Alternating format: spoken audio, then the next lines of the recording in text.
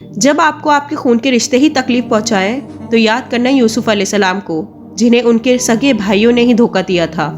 جب آپ خود میں کوئی کمی پائیں تو یاد کرنا موسیٰ علیہ السلام کو، جو ٹھیک سے بول بھی نہیں پاتے تھے۔ جب آپ بیمار ہو اور آپ کے جسم میں درد ہو تو یاد کرنا ایوب علیہ السلام کو، جو آپ سے بھی زیادہ بیمار تھے۔ جب آپ کے والدین آپ کے خلاف ہو جائیں تو یاد کرنا ابراہیم علیہ السلام کو، جنہیں ان کے باپ نے ہی آگ میں ڈلوایا تھا۔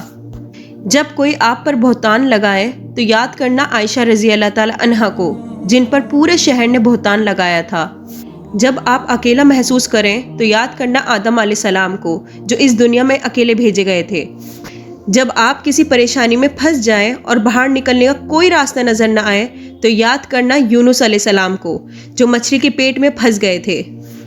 جب آپ کا آپ کے دوست اور رشتہ دار مذاق اڑائے تو یاد کرنا محمد صلی اللہ علیہ وسلم کو، جنہوں نے اس سے بھی زیادہ مشکلوں کا سامنا کیا تھا۔